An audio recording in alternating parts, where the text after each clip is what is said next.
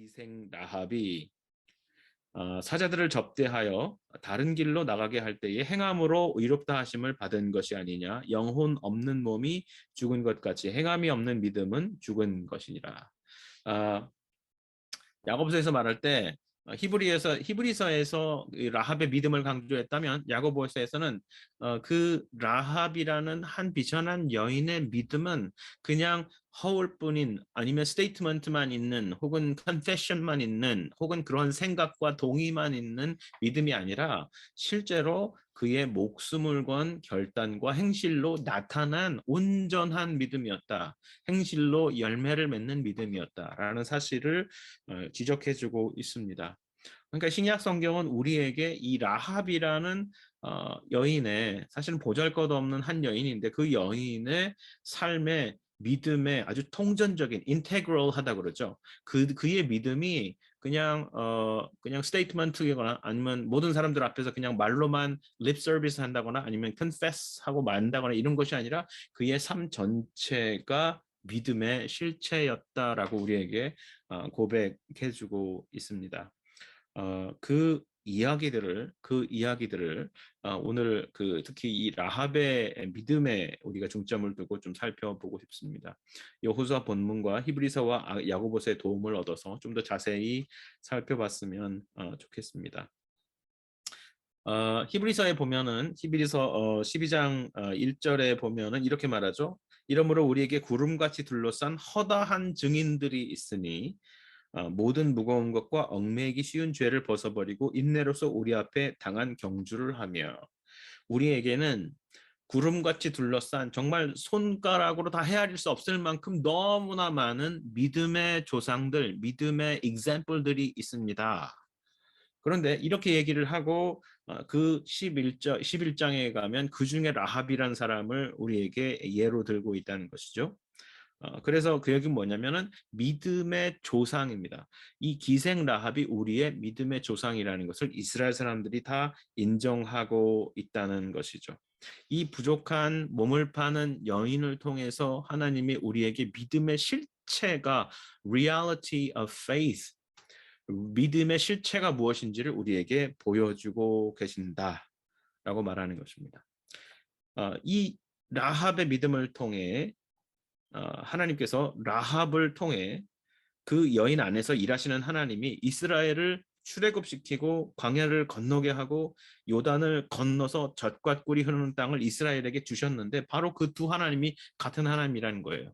이스라엘을 이끌어 가나안 땅에 들어가게 하신 그 하나님이 이 라합 한 사람을 들어서 이스라엘을 승리로 이끄신 바로 그 동일한 하나님이라는 것을 우리에게 말해주고 있습니다. 그렇다면 이렇게 그 라합의 믿음에 대해서 긍정적인 평가를 하고 있는 히브리서에서는 그렇다면 믿음에 대해서 우리에게 뭐라고 말해주고 있을까요?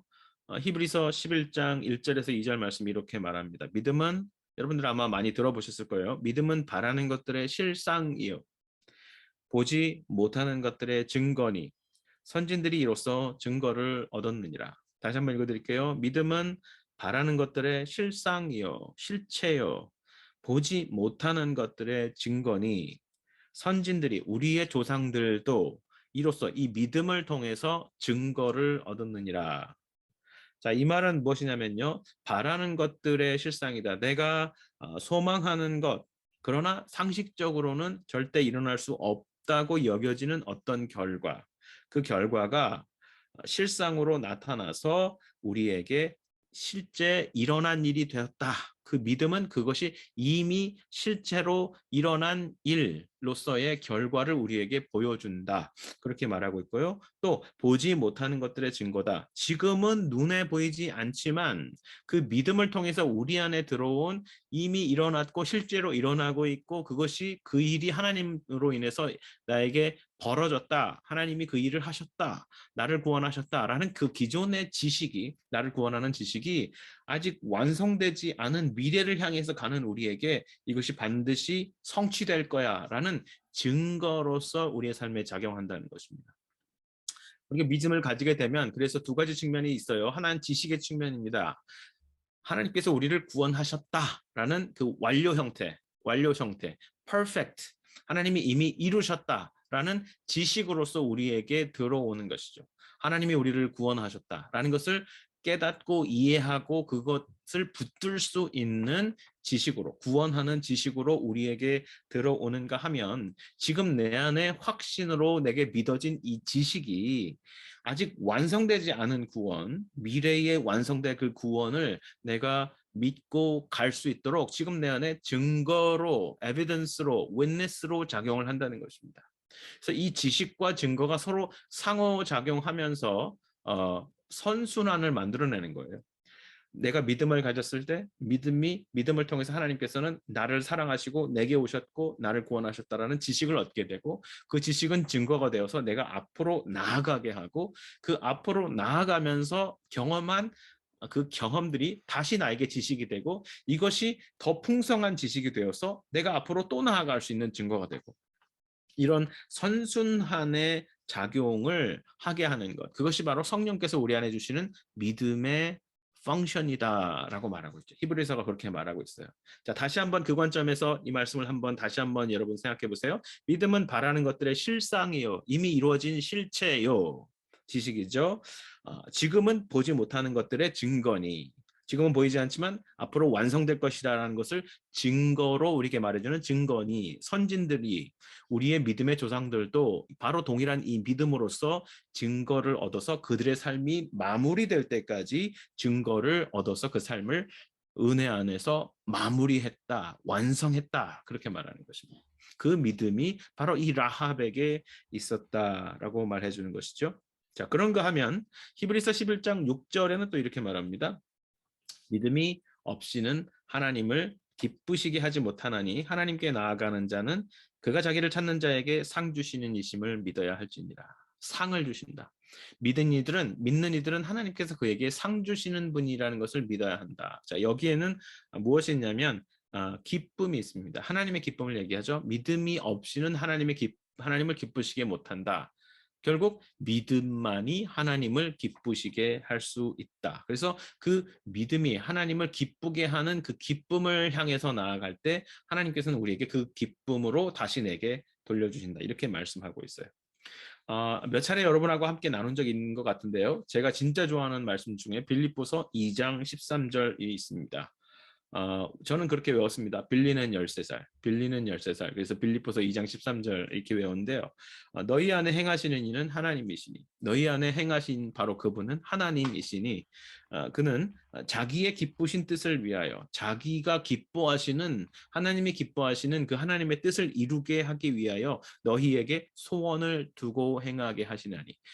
그냥 우리가 억지로 하기 싫은 것을 하게 하는 것이 아니라 우리 안에 거룩한 소망과 거룩한 열망과 기쁨을 주어서 이 기쁨이 하나님의 기쁨으로부터 나와서 내 안에 흘러 들어오는 기쁨. 그래서 하나님의 기쁨과 닮은 꼴인 그 기쁨을 내 안에 주셔서 이 기쁨의 원천을 향해서 나아가게 하고 하나님을 기쁘시게 하고 하나님이 기뻐할 때에 또 나에게 기쁨이 되는 또 이거 역시 그 선순환의 작용이죠. 반복이죠. 그것을 통해서 하나님의 그 기쁘신 뜻을 이루게 한다라는 것입니다. 결국 무엇이냐면 우리가 믿을 때 하나님을 믿을 때 우리에게 믿음의 지식과 믿음의 증거만 생기는 것이 아니라 믿음은 늘 예외 없이 항상 소망과 우리 안에서 함께 일한다는 것이죠. 우리가 믿으면 그 믿음을 통해서 하나님이 나를 기뻐하시는 그 기쁨 속에 빠져들게 되고 내가 뭔가 하나님 안에서 이루고자 하는 어떤 그 소원이 생기게 되고 그 기쁜 소원을 이루면서 이것이 내 안에 이루어지기를 바라는 간절한 바람이라는 것이 생겨나는데 그것을 우리 안에 만들어 넣는 분이 바로 믿음을 주시는 하나님이시다, 성령님이시다라고 말씀하고 있는 것입니다. 여러분 간단해요. 우리 안에 생겨난 이 소망이 하나님을 믿는 믿음, 예수 그리스도를 믿는 믿음, 복음에 합당한 믿음으로 인해서 내 안에 생겨난 소망이라면 그것은 반드시 이루어진다라고 성경이 우리에게 인증하고 있는 것입니다. 여러분의 삶에 여러 가지 소망들이 있죠. 뭐 여러 가지 형태의 소망들이 있죠. 간단한 소망, 어떻게 하면 금방 이루어질 것 같은 소망, 좀 거대한 소망, 이건 내가 인생에 많은 노력을 해야 이루어질 것 같은 소망, 내 인생 전체를 통해서 반드시 이루고 싶은 어떤 소망, 하나님께 드린 비전, 뭐 하나님께 드린 기도, 뭐 여러 가지가 있겠죠. 그 소망들을 여러분 믿음 앞에 가지고 와서 한번 점검해 보세요. 이것이 믿음을 통해서 내 안에 하나님께서 불어넣으시는 소망입니다. 그렇다면 여러분 선포합니다. 반드시 주님께서 여러분의 손과 발을 통해서 이루어 주실 것입니다. 여러분과 함께 일하는 그 세계를 통해서도 이루어 주실 것입니다. 바로 라합이 이 믿음을 품었고 이 믿음의 지식을 가졌고 이것이 증거가 되어서 그 미래를 바라보게 되었고 그리고 소망이 되어서 그 안에 소망을 품어서 그 소망을 이루기 위해서 결단하고 행동하게 성령께서 그 안에서 만드셨다. 그래서 이 두 정탐꾼을 살려주는 일, 어찌 보면 상당히 위험한 일이었죠. 그렇죠? 이미 그 집에 두 정탐꾼이 들어온 것을 알고 군인들이 찾아왔는데 그들에게 이 거짓을 말하면서 이 둘을 숨겨줄 뿐만 아니라 이 둘이 도피할 수 있는 도피로까지 만들어주고 어떻게 도피할 것인지에 대한 지시까지도 주면서 자신의 생명을 거기에 걸었죠. 자, 이렇게 위험한 결단과 행동을 하게 했던 그 중심에 성령께서 그 안에 주셨던 믿음이 있었다. 믿음의 지식이 있고 믿음의 증거로 삼았던 성령께서 증거가 있었고 주시는 증거가 있었고 거기서 하나님께 주시는 소망을 따라서 결단하고 행동하는 그 행동이 있었다는 것을 말해주고 있습니다. 자, 그렇다면 이제 소망으로 한번 건너가 보죠. 라합의 마음속에 생겼던 소망은 무엇일까 한번 생각을 좀 해봤으면 좋겠습니다. 라합의 마음속에 라합의 삶 속에 어떤 과정을 통해서 이 믿음과 소망이 생겨났을까요? 라합은 말합니다. 내가 들었습니다. 이렇게 고백해요. 자, 2장 10절에 보면 이렇게 말합니다. 너희가 애굽에서 나올 때에 여호와께서 너희 앞에서 홍해 물을 마르게 하신 일과 출애굽에서 홍해를 가르신 일이죠. 너희가 요단 저쪽에 있는 아모리 두 사람의 두 왕 시혼과 옥에게 행한 일, 곧 그들을 전면시킨 일을 우리가 들었습니다. 우리가 들었습니다. 하나님이 이스라엘 백성을 구원해서 나오시면서 했던 그 모든 사건과 이야기들을 우리가 전해 들었습니다. 그 당시 여리고는요, 여러분 거리가 좀 있지만 애굽의 지배를 받던 나라였습니다. 그러니까 애굽에서 일어난 모든 일들을 그 여리고라는 나라는 직통으로 그 전령을 통해서 연락을 받는 국가였단 말이에요.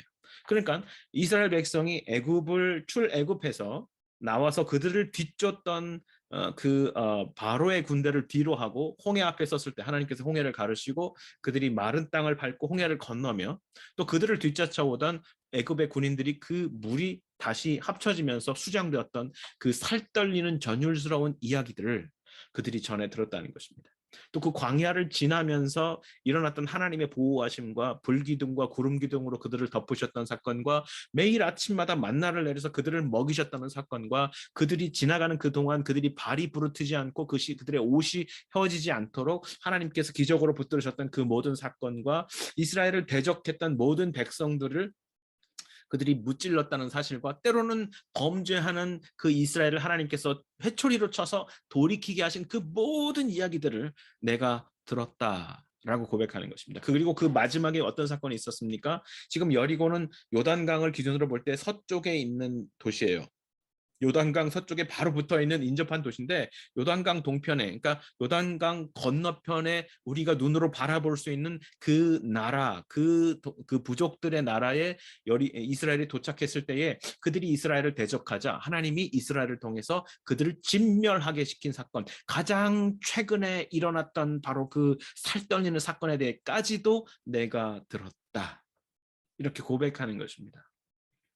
자, 이 들은 이야기 정말 살떨리는 이야기, 이 이야기를 듣고 가슴이 쫄아붙고 두려움과 놀람에 사로잡혔던 그 이야기. 자, 그 이야기는 여러분 혼자 들었던 게 아니죠. 라합이 혼자 들었던 것이 아니죠.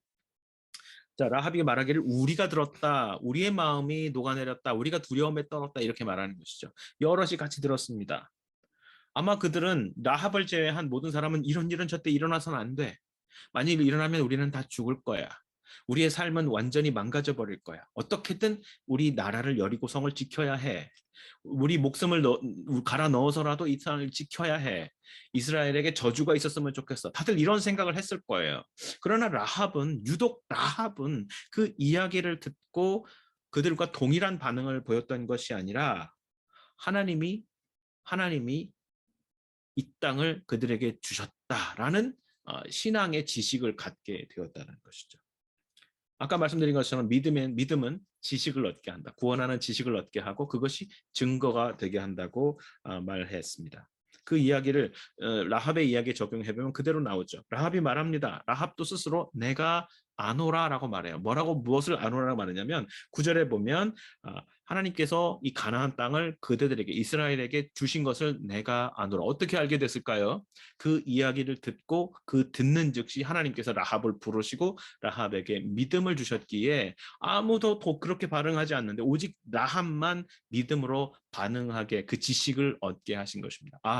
하나님이 이 땅을 이스라엘 백성에게 주셨구나. 이 땅의 주인이신 하나님께서 이스라엘 백성에게 주셨구나. 이 땅을 우리의 죄악된 모습을 보고 우리를 심판하시는구나라는 영적인 지식, 이해하기 어려운 영적인 지식을 그의 심령을 뚫고 들어가서 하나님께서 주신 것입니다. 그리고 이것이 그의 안에 증거가 돼서 라합의 마음속에 하나의 소망을, 믿음과 동시에 늘 함께 일하는 소망을 품게 되는데 어떠한 소망을 품었나요? 라합이 품었던 소망은 무엇인가요? 그 소망은 어찌 보면 매우 아주 소박한 소망입니다. 그것은 무엇이냐면 자기도 이스라엘 백성처럼 하나님의 백성이 되어서 살아가고 싶은, 하나님의 언약 백성이 되어서 사람처럼 살아가고 싶은 라합의 소박한 소망입니다. 그러나 제가 소박하다고 말씀드렸지만 사실 라합에게는 이것이 절대 소박한 소망이 아니었습니다.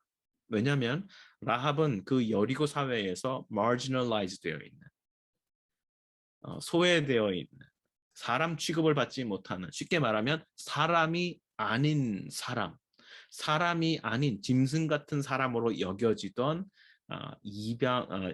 변방의 주변인이었다라는 것을 성경이 우리에게 말해주고 있기 때문입니다. 제가 그림 한 가지를 가지고 왔는데 한번 보여주시겠어요? 공유를 해주시겠습니까? 네, 이게 첫 번째 그림인데요. 이게 무엇이냐면 여리고 그 고고학자들이 엑스케바이트는 발굴해낸 그 땅을 파면서 발굴해낸 여리고 성터라고 추정되는 곳의 지도입니다. 조명도입니다. Bird's Eye View입니다. 보시면 그렇게 크진 않아요. 오늘날의 기준으로 보면 어떤 뭐 큰 시리라고 보기는 어렵지만 그래도 이런 지역에 이 정도 지역에 한 마을 혹은 전체 뭐 몇 개 구락이 들어갈 수 있는 지역에 성터가 이렇게 있었습니다. 그래서 이 성터를 이곳에 이런 성이 있다라는 것을 재구성해 보면 그 다음 그림이 되는데 그 다음 그림 한번 보여주시겠어요?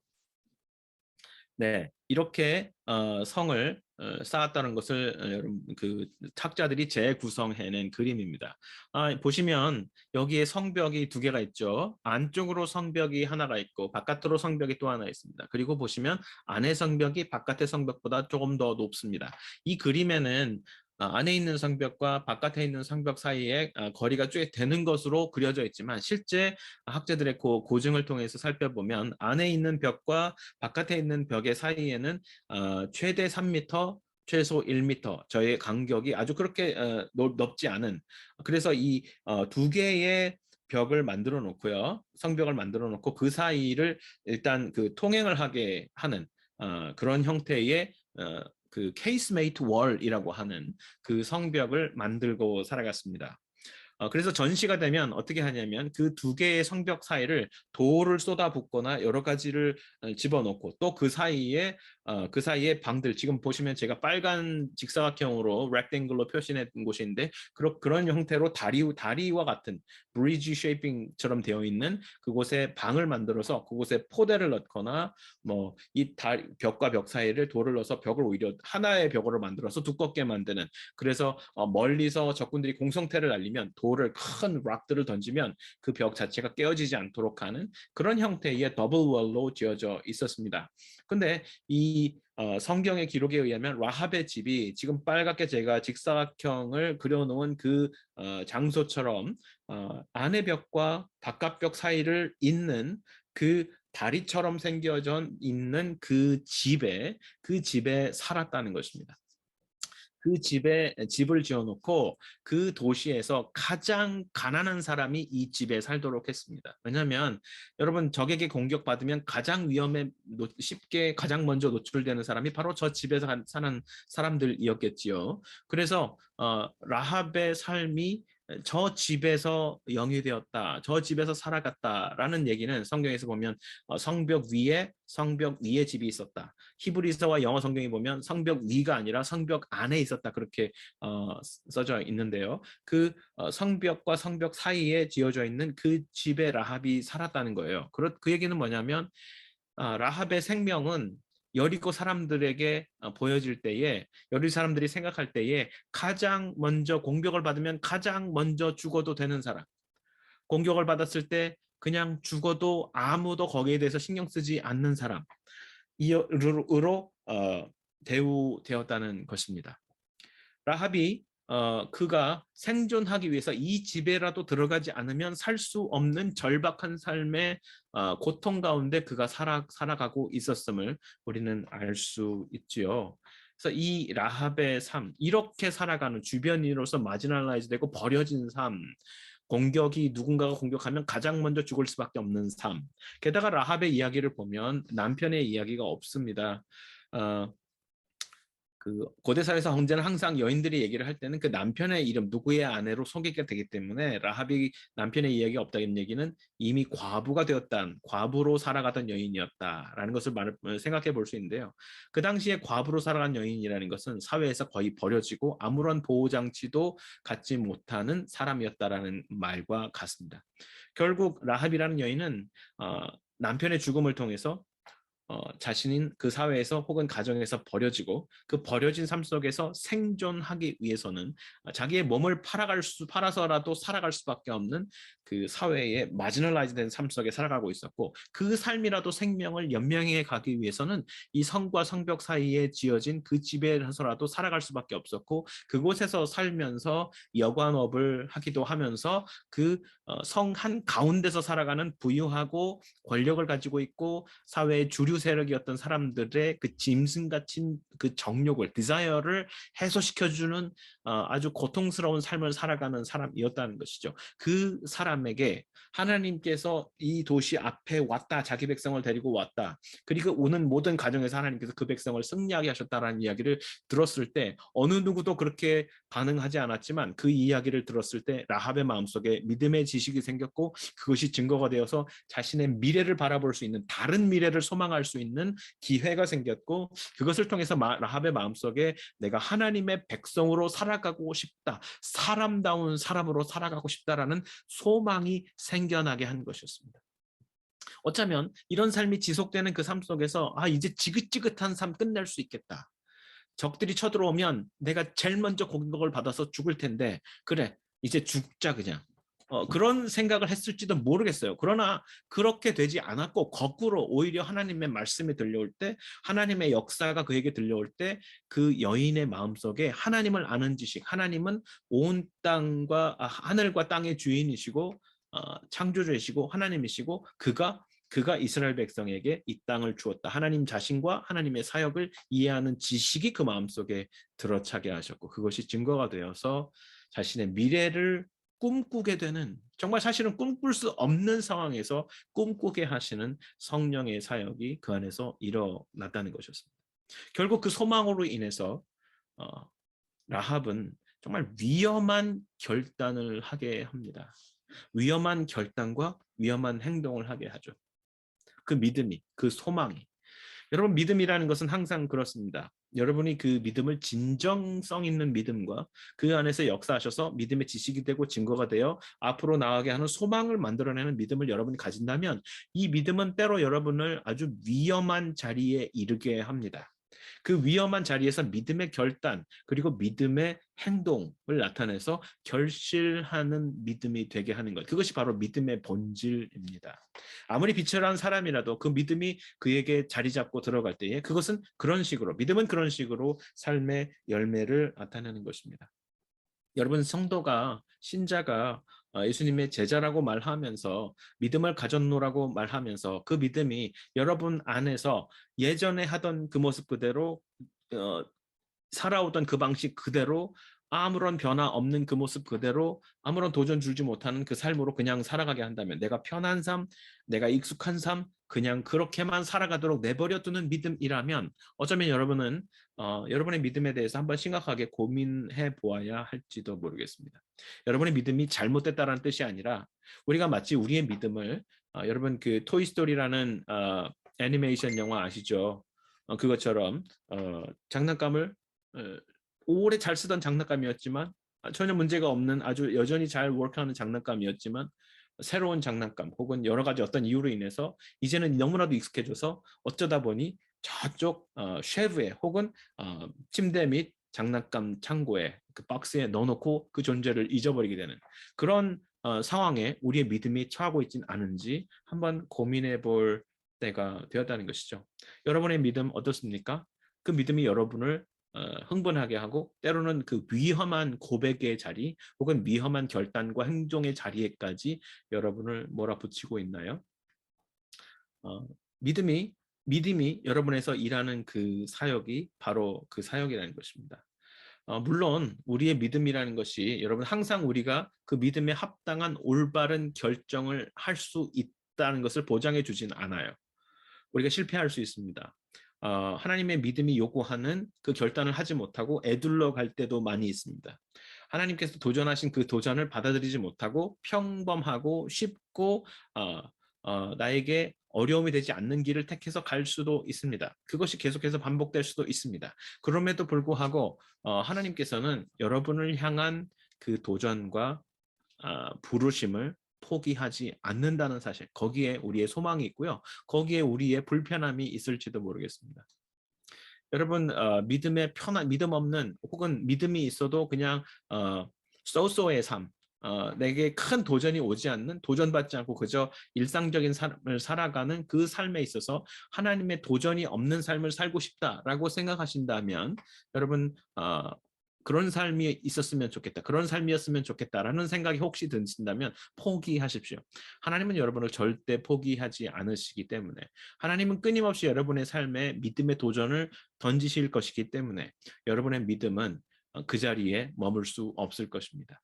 여러분의 삶을 계속해서 찾아가시고 여러분의 이름을 계속해서 부르시고 그 삶의 현장에서 계속해서 믿음의 결단과 믿음의 행동으로 결실 맺기를 도전하시는 그 하나님이 이 라합 같은 사람을 통해서 라합이라는 비천한 한 여인을 통해서 이스라엘의 정탐꾼을 보내면서 그들의 입으로 인해서 이스라엘 전체 운명이 아주 땅에 떨어질 위기에 놓였던 그 정말 어마어마한 역사를 채널을 하나를 돌릴 때 방송이 바뀌는 것처럼 확 바꿔버리시는 그 하나님의 역사가 일어난 것이죠. 자, 여러분, 여러분이 어떤 그 역사에 큰 일을 하라고 말씀드리는 게 아니에요.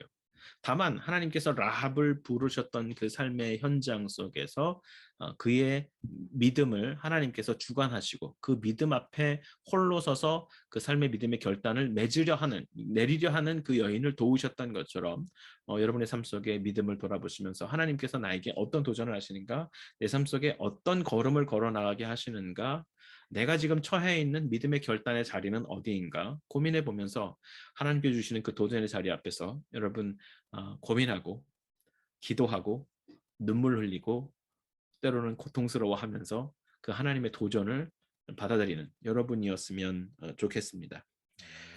자, 이 은혜가 여러분에게 있었으면 좋겠고요. 여러분의 이 고민하는 현장에서 이 정탐꾼들의 맹세, 우리도 너희를 선대하겠다. 라합이 내가 당신들을 선대하였으니까 당신들도 나를 선대하도록 여호와로 맹세하십시오. 그렇게 말을 했는데요.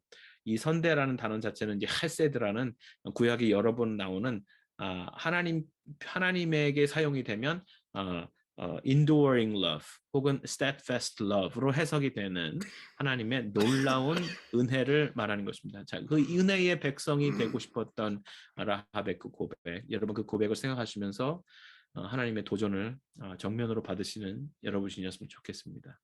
그 고백의 가장 진실한 자리에 그리스도께서 그 하나님의 도전을 받아내셨습니다. 겟세마네 동산에서 하나님 못하겠습니다. 하나님 너무 힘듭니다. 하나님 당신의 그 기쁘신 뜻이 어디에 있습니까? 라고 고백했을 때에 아버지를 통해서 아들에게 보여주신 그 기쁨 안에서 다시 회복하시고 그 도전을 받아서 십자가로 똑바로 걸어가셨던 예수 그리스도 그 안에 우리가 있기에 그분이 계속해서 우리를 찾아오시기에 믿음에 도전하기를 멈추지 않으시기에 우리는 그 은혜 안에서 그 믿음을 주님 안에서 승리로 이끌어갈 수 있음을 선포합니다. 그리고 함께 고백합니다. 이 귀한 은혜 안에서 여러분의 그 믿음의 자리가 점점 건강해져 가는 올 한 해의 그 믿음의 도전을 주님께 주시는 도전을 정면으로 응대하는 귀한 우리 월드 액션 형제자매 청년들이 되었으면 좋겠습니다. 예수 그리스도의 이름으로 축복합니다.